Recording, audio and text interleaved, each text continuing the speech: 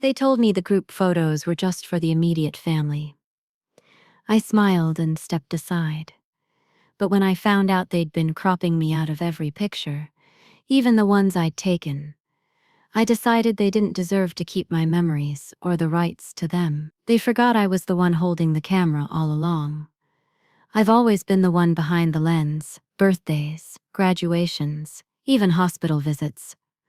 I had my old Canon with me, snapping shots, catching candid smiles and tears. My children used to call me the family historian, and it wasn't a joke. I have hundreds of labeled photo albums, memory cards, and hard drives filled with faces I love. Or at least used. Back when my husband was alive, the camera was our shared hobby.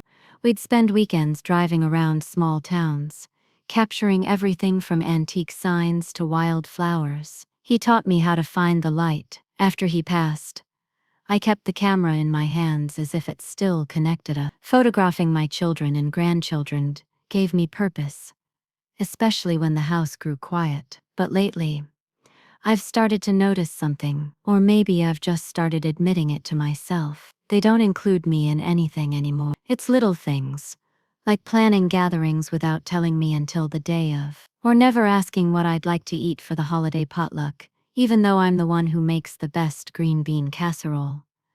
I say that with modest pride. Still, I let those things slide. I tell myself, they're busy, it's not personal. But then came the birthday party. My youngest granddaughter, Lily, turned 7. I showed up early, as always, camera hanging from my neck, and a ribbon-wrapped gift bag in my hand. The backyard was decorated with unicorn balloons and glittery tablecloths, and kids were already running wild through sprinklers. I greeted my daughter-in-law, Rachel, who gave me the kind of smile you reserve for customer service calls, tight and forced.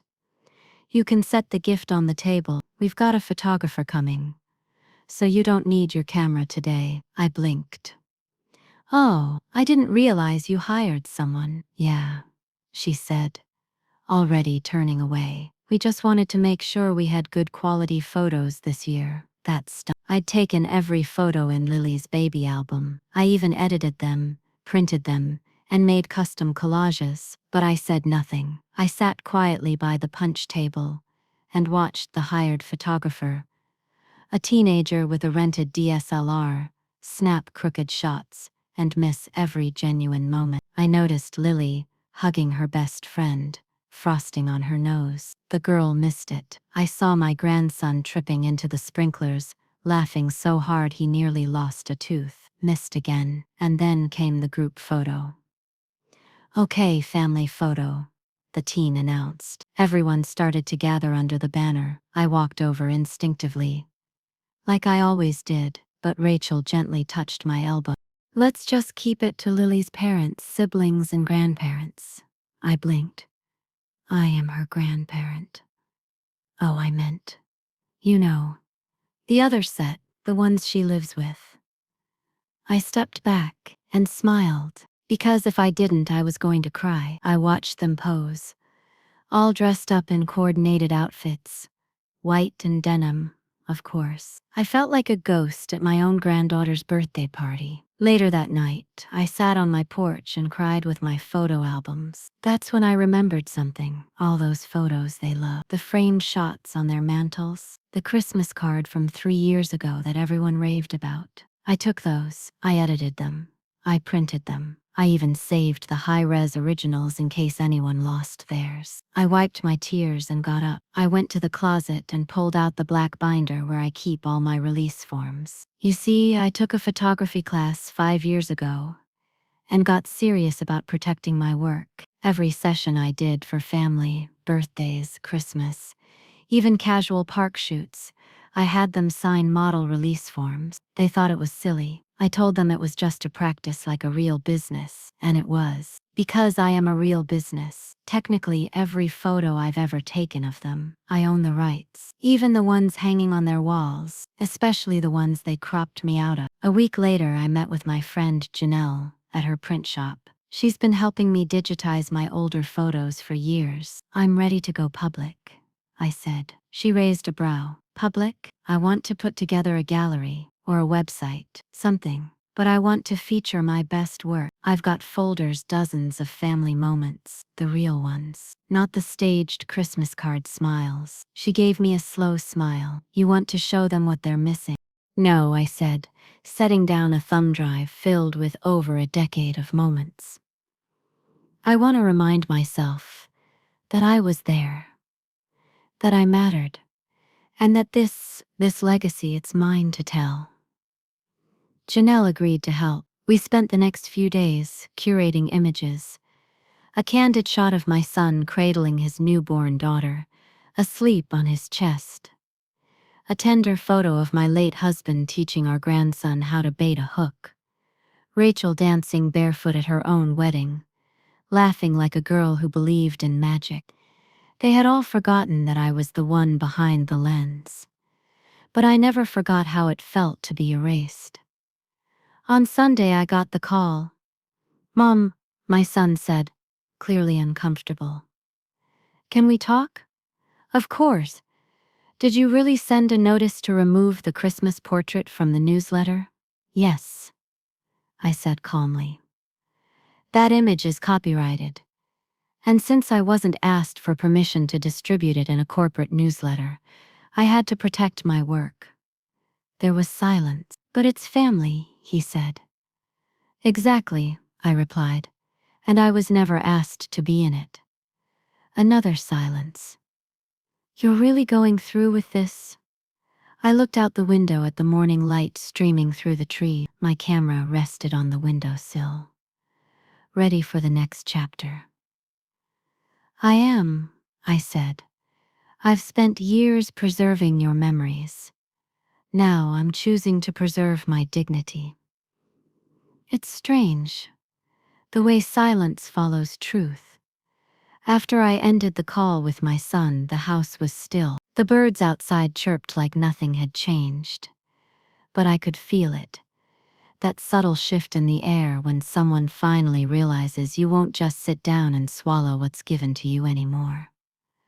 That same evening, I received a message from Rachel. Just one sentence. "You're being vindictive, and it's sad. Sad." I stared at the screen for a full minute before quietly laughing to myself. If protecting the moments I created, moments they've claimed as their own, is vindictive, then maybe they should ask themselves what they've done to deserve it. I didn't respond. Instead, I went back to my photo file. I had dozens of folders, labeled meticulously. 2014 family camping trip. Thanksgiving 2017. Emma baby shower. Grandkids candids. At first it was overwhelming, the weight of so many frozen memories, but soon it became therapeutic. There was power in naming the moment, reclaiming them. For years I documented our family's life like a journalist embedded in a foreign land.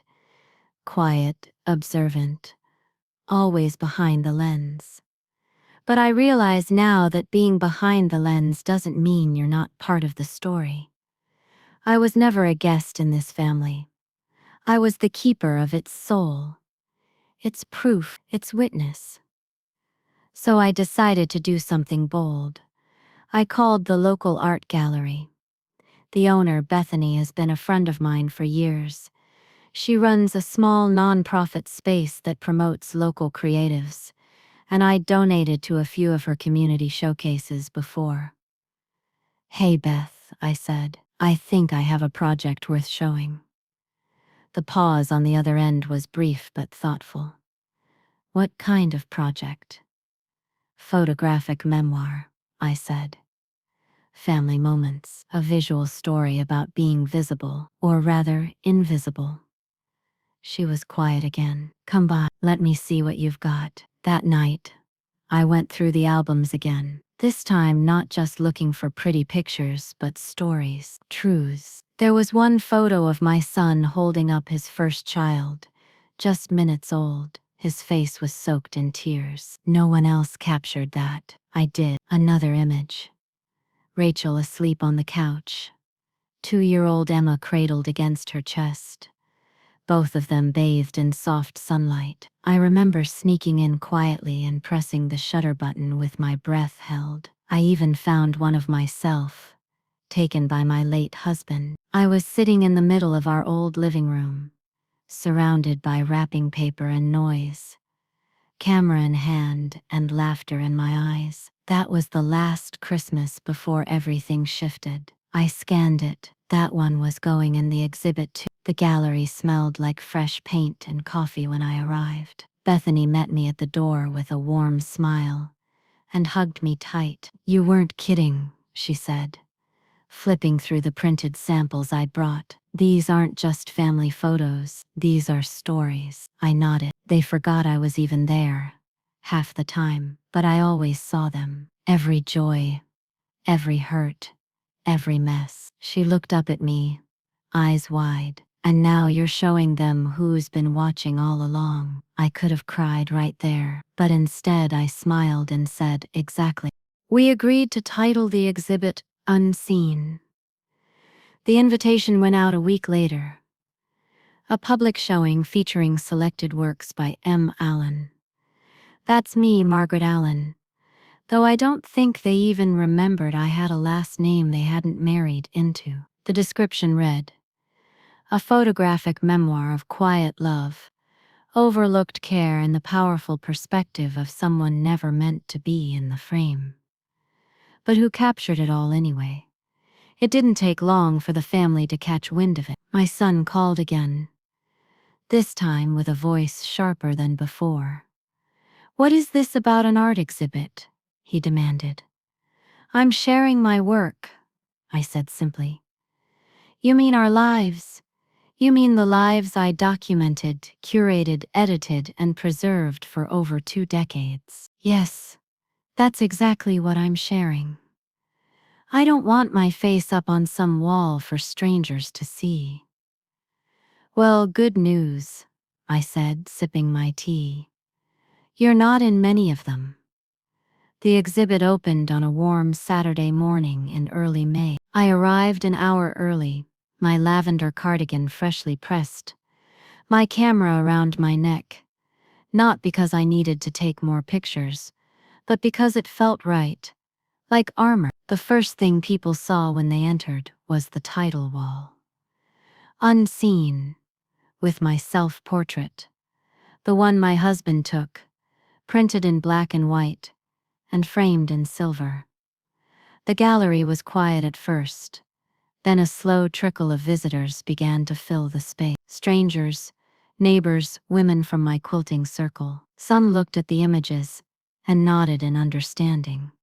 Others cried. One woman approached me and said, "You captured something we all feel, that quiet ache of being necessary, but not acknowledged." That's when I knew I'd done the right thing. But just as I was letting myself breathe, I saw them.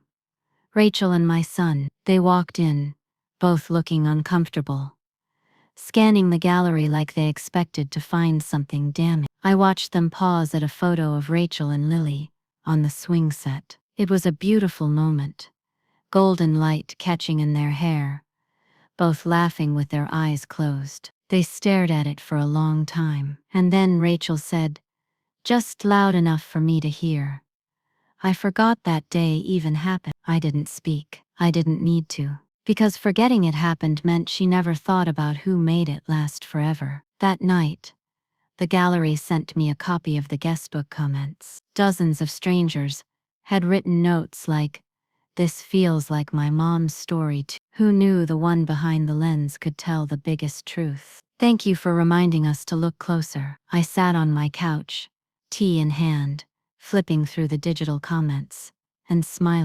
They wanted to crop me out, fade me into the background, call me just a guest or only the babysitter or not part of the real family. But now my voice, quiet, steady, seen, was on every wall they never thought I'd reach. And I was only getting started. There's a quiet power in being underestimated. I've spent most of my life watching from the edges, taking pictures while others posed, listening while others spoke over me, giving while others took credit. But now, after the exhibit opened, something shifted. For the first time in years, people were seeing me for more than the meals I cooked or the kids I watched. They saw my vision, my voice, my value, and some people didn't like it. The following Monday, I got a call from a lawyer. "Is this Mrs. Margaret Allen?" "Yes," I said, already bracing myself. "I'm calling on behalf of Rachel and Jacob Allen regarding intellectual property concerns related to your photo exhibit." There it was. I didn't panic. I let him finish his rehearsed little threat, and then I calmly said, "You might want to check your facts. I own every photo in that exhibit. I have signed release forms for every session. And most importantly, I never gave away the rights." He tried to push. "They're asking that the gallery take the images down to avoid any further legal escalation." I laughed, gently but firmly. "Tell them they should have respected the photographer when they had the chance." And then I hung up. Bethany called later that evening to make sure I was okay. "They sent me an email too," she said. "But don't worry, I've worked with artists for 15 years. You've done everything right." "Still," I said, "I'm sorry to cause you trouble." She scoffed. "Are you kidding? We had nearly 400 visitors in 3 days. You're the most talked about artist in the neighborhood." I blinked. "I am?" "You are. You've hit a nerve, Margaret. People feel seen through your work, not just older women. Everyone. There's something timeless about what you've captured. Moments people didn't know they needed to remember." That nearly brought me to tears again. So much of my life. I thought I was just documenting everyone else's stories, but maybe, just maybe, I was building my own. By the end of the week, the exhibit was featured in the local paper. A small article with the headline, "The Forgotten Photographer: How One Grandmother's Lens Exposed a Family Truth." They used my self-portrait as the image. I clipped it out and tucked it into one of my old albums. Not to gloat. Not to be petty, but to remember how far I'd come from that punch table at Lily's birthday party.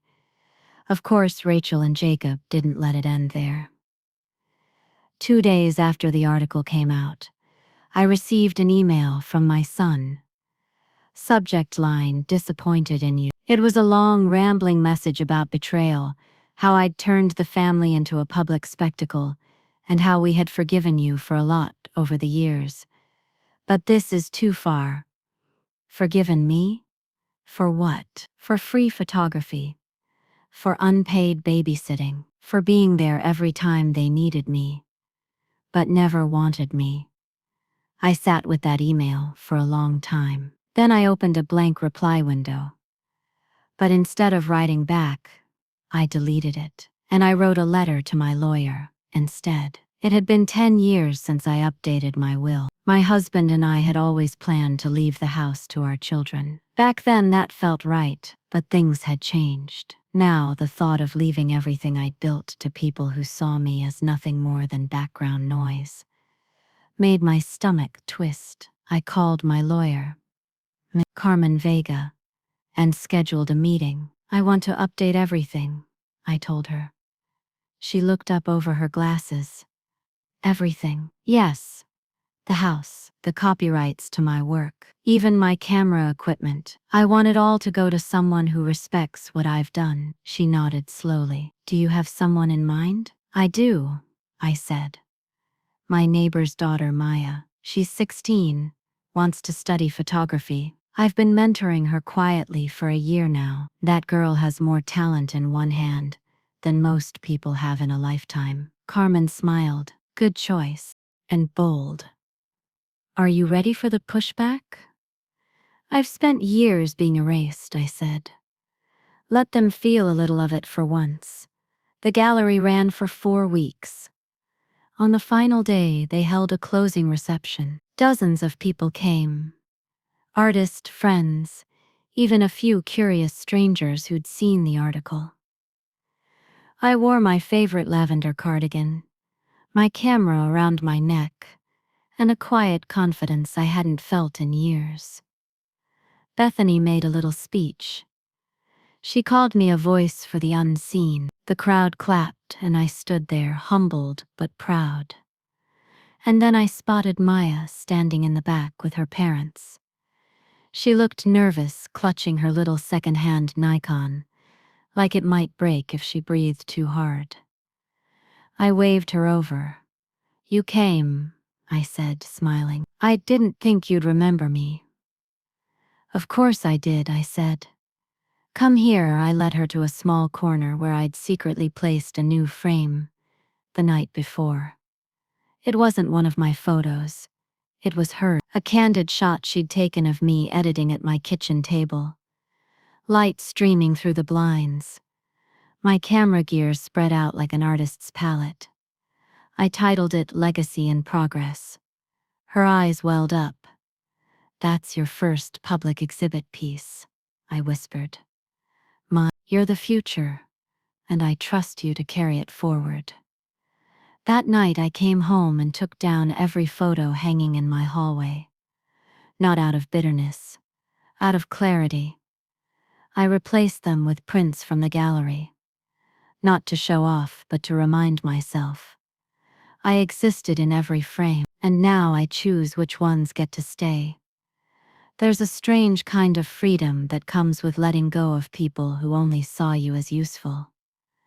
After the exhibit closed, things got quiet for a few days.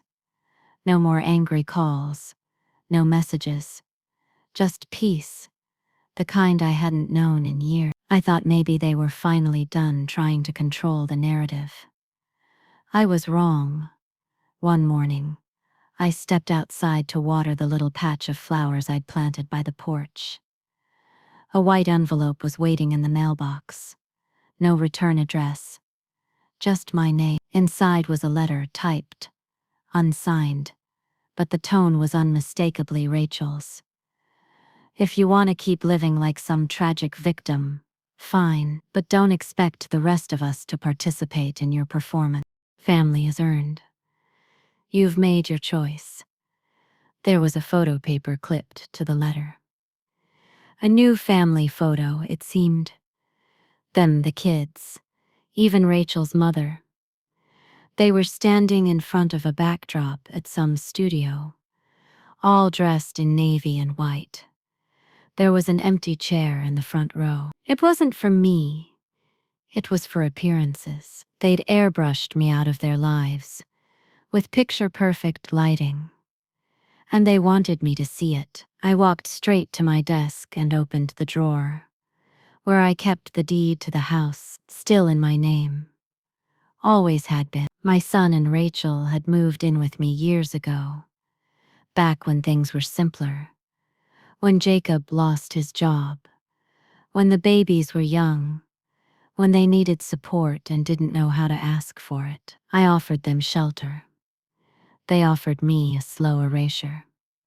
At first, it started small. "You don't need to be in this one," they'd say when taking pictures. "You'll be more comfortable in your room." They'd suggest when friends visited. Then came the bigger things. Changing the decor, painting over the old photo wall, replacing my armchair without asking. And now they dared to tell me family is earned. So I opened my laptop and I sent an email to my real estate agent. It took less than a week to get everything moving. The housing market was hot. And my home, clean, well-maintained, full of charm, had appeal. The only issue, getting them out first. I wasn't cruel. I gave them notice, a full 30 days. I even included a list of local rental listings, and a heartfelt letter that said very plainly, "You told me I didn't belong in your pictures. Now you don't belong in my house." They responded exactly how I expected. With denial. Rachel marched into my kitchen the next morning, in her silk robe, voice sharp as vinegar. "You can't be serious." "I've never been more serious," I said calmly, stirring my tea. "This house has been our home for years." "No," I corrected. "It's been my home for 30. You were guests. You're going to kick your own grandchildren onto the street?" I met her eyes. They're welcome to visit any time, but they won't grow up believing this house belongs to people who disrespected its foundation. She stormed out. Jacob didn't say a word. In the weeks that followed, they tried everything. Guilt, rage, silence. Rachel even posted vague little jabs on Facebook. Some people will throw away family for attention, but I didn't engage. I had a new focus, restoring what was mine. I pulled old photos from the basement and rehung them in the hallway, not just the pretty ones, the real ones. My husband asleep on the couch with a baby on his chest, me in a flour-dusted apron, laughing mid-bake. My son at age 5, gap-toothed and messy, holding up a rock like it was a diamond. Photos they never asked about, memories they never valued. I hung them proudly.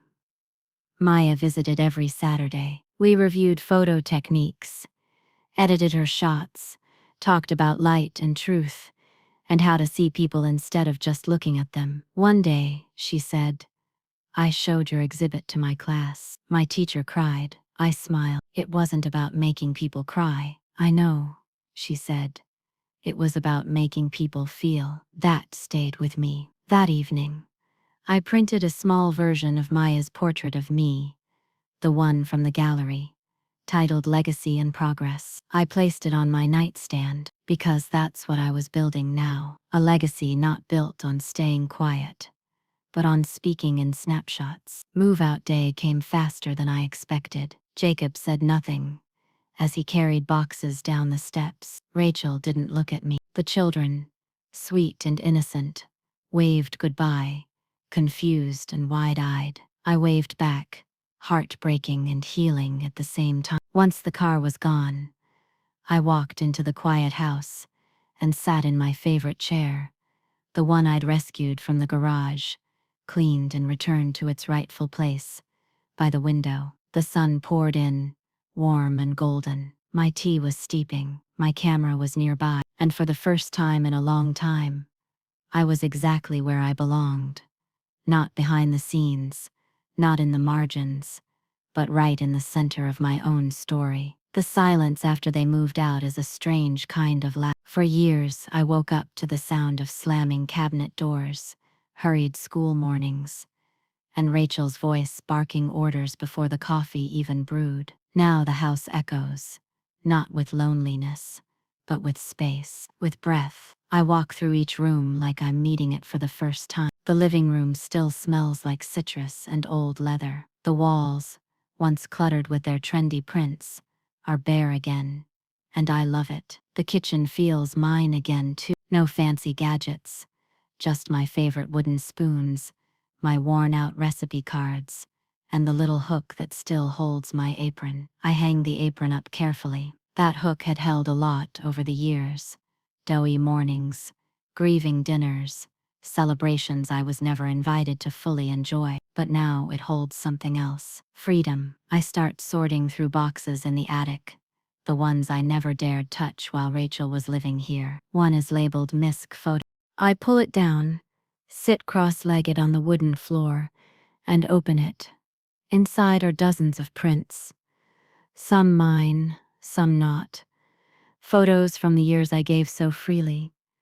Birthdays, graduations, family barbecues, pictures I took with my own camera, printed with my own money, and handed over without so much as a thank you. And then I see it. A photo I'd forgotten ever existed. It's Jacob at 8 years old holding a sign he made out of cardboard and crayons. It reads, "Best Mom Ever." He's standing in front of the very same house I now sit in. And I remember the way he used to cling to my hand in crowds, how he cried the first time he scraped his knee and asked only for me, how somewhere along the way, that little boy let someone convince him that kindness was weakness, and that his mother had become a burden. But that moment in the photo, that was real. And that real moment still lives here in me. That week I get a call from a woman named Christine Bell. She's the editor of a local publication that focuses on personal narratives and creative work from older artists. Bethany, from the gallery, had passed along my contact. "I'd love to feature you in our summer issue," Christine says. "Your story really resonated with me." I smile. "Which one?" She chuckles. "All of it. The exhibit, the house, the shift. I think people need to hear it." We schedule an interview. For the first time in my life, I am the one being asked questions. Not about a recipe, not about babysitting, not about errands. About me, my perspective, my decisions, my art. And when the article comes out, the headline reads, "The matriarch rewrites the ending. How one grandmother reclaimed her narrative." I frame it and hang it in the hallway, right between the photo of me and my late husband at the county fair and the one of me holding Jacob as a baby. Both of us smiling like we had all the time in the world. A week after the article is published, I get a knock on the door. It's Jacob, alone. He looks small, tired, like someone who's been carrying guilt and only just realized how heavy it is. I invite him in. I always would. He stands awkwardly in the living room, glancing around at the bare walls, the restored furniture, the soft hum of quiet in the air. "It looks different," he says. "It feels different," I reply. He doesn't sit. He doesn't ask to. "I read the article," he says, "and the interview, and the part about the photos." I nod. I'm not going to make it easier for him. "I didn't know," he continues. "I mean, I guess I did know, somewhere deep down, but I didn't want to believe we had made you feel that invisible." I tilt my head. "You didn't make me feel anything. You acted. I felt. Those are different things." He winces. "I'm sorry, Mom." I let the words hang in the air. I let them be real. Then I say gently, "I believe you." He looks up, surprised. "But forgiveness isn't a reset button."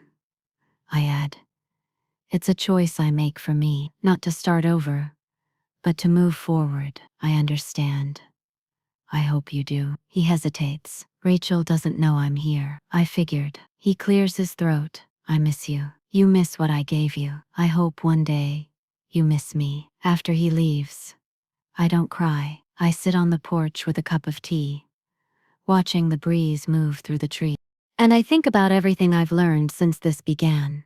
How love can be real, even when it fades. How family can wound, but it doesn't get to define you. How erasure is slow and subtle, but so is reclamation. And I think about all the women like me, brushed aside, edited out, but never actually gone. We're in the background of every story until we write our own. The magazine article sparks more than I expected. Within days of its release, I get emails from strangers, women in their 60s, 70s, even 80s. They write to me like I'm someone they've known all their lives. I thought I was the only one erased from birthday invitations. My daughter told me I was too much to include in wedding photos. I haven't seen my grandkids in 2 years. But your story gave me the courage to write them. I sit in my kitchen every morning with a hot cup of Earl Grey and read these notes one by one.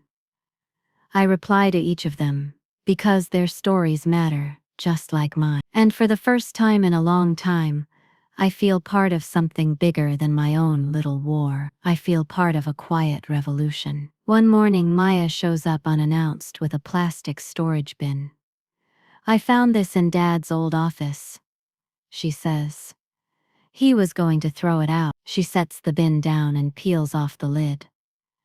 Inside are dozens of old photo albums, the real ones, not the curated sterile books Rachel loved, but the messy real ones, the ones with scribbled notes in the margins, smudged fingerprints, and captions like Jacob's spaghetti disaster or rain-ruined picnic, but we danced anyway.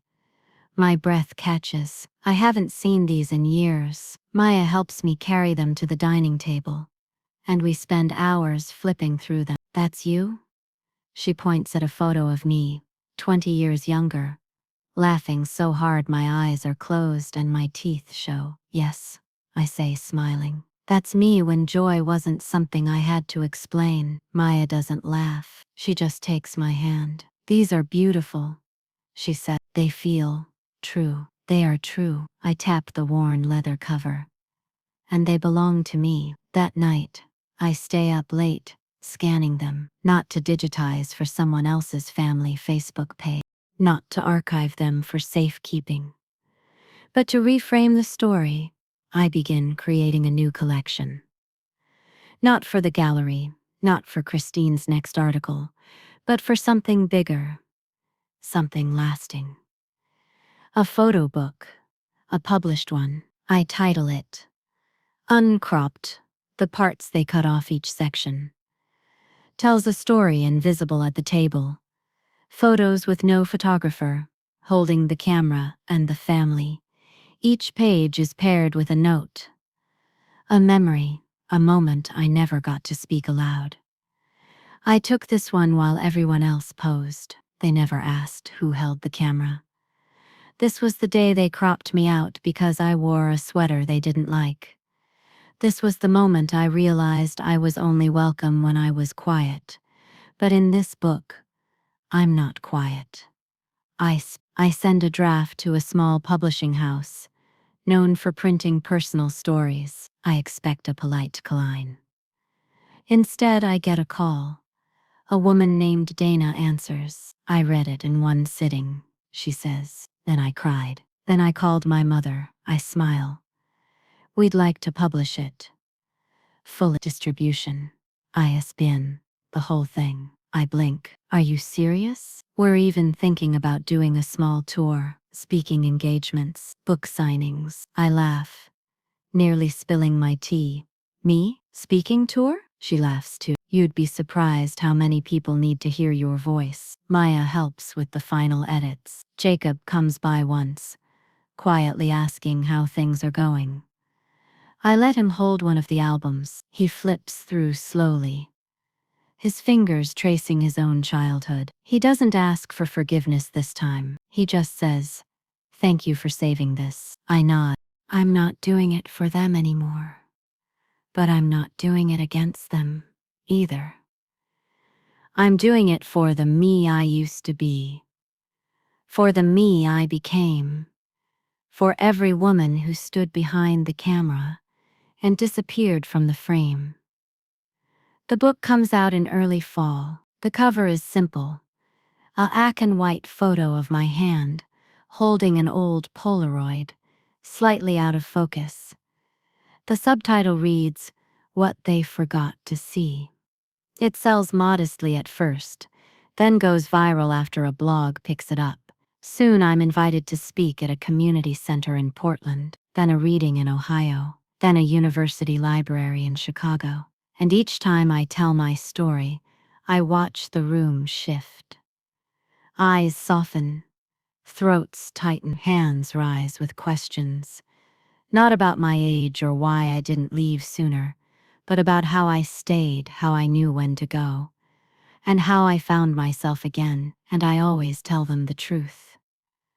I never left the picture, they just blurred me out. So I sharpened the focus and framed myself. There's something surreal about walking into a bookstore and seeing your own name on the shelf. I pause, fingers hovering just above the glossy cover of Uncropped. The parts they cut off, my name printed beneath it, bold and For years I was the one who picked up everyone else's messes, arranged the birthday cards, captioned the photos, and never asked for credit. Now, people are asking me to sign. I sit at the small folding table near the window, a hot cup of tea in one hand, and a fresh Sharpie in the other. A line begins to form.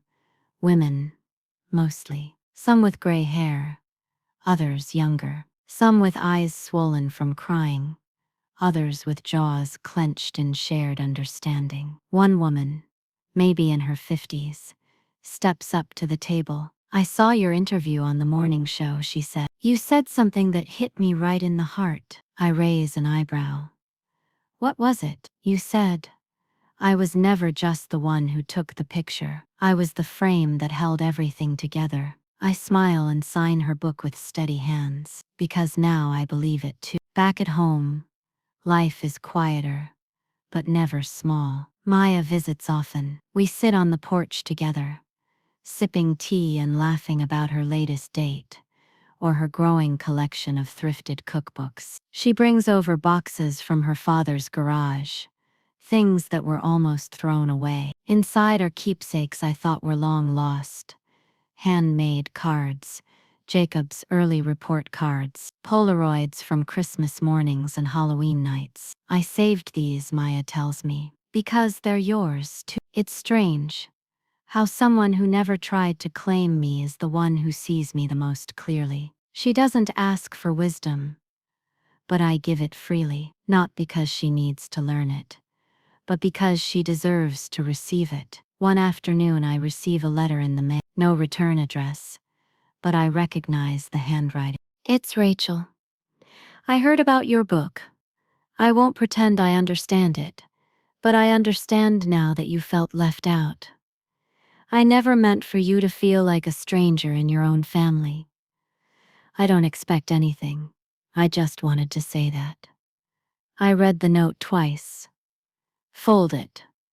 Set it down beside my tea and let it sit. Because closure isn't always about confrontation. Sometimes it's just about knowing they finally looked.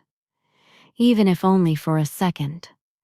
Months later, I walk into a gallery in San Diego, where they've invited me to open a new photo exhibit, curated by a group of female elders. The space is warm, filled with quiet reverence. Framed black and white prints line the walls, each one raw, unfiltered, deeply human. At the center, there's a large print of a photo I submitted. It's me standing on my porch, holding a photo album wide open. Pages visible, but my face calm and proud. Next to it, a placard reads, "She was always in the frame." They just didn't notice. People stop in front of it and stare. Some cry. Some nod. No one asks who took the picture, because now they understand that it doesn't matter. Later that evening, as the crowd thins, I find myself alone in the gallery. I walk slowly, taking in every piece, every face, every story printed and framed, and I realize something profound. I didn't need to destroy their version of the family story. I just needed to tell my own. Not louder, just clearer. I return home that night and step into my house. My home filled not with bitterness, but with peace. The photo albums are no longer hidden away in boxes. They live on shelves, proudly displayed. My grandkids have come to visit, flipping through them with curiosity, sometimes even awe. Maya brings her nieces. They ask questions, laugh at old hairstyles, point at baby pictures of their dad. I tell them the stories no one else remembers, not out of spite, but to keep them alive, to let them know where they come from, and who kept the light on when the door was closed. I sit on the porch, lavender sweater wrapped around my shoulders, warm mug in hand. The sunset paints the sky in streaks of orange and gold, and I think about every family photo I was left out of, every one they cropped me from, every memory they edited to make me invisible, and I smile, because now I know the truth. You can't erase someone who built the darkroom. You can't crop out the person who developed the film.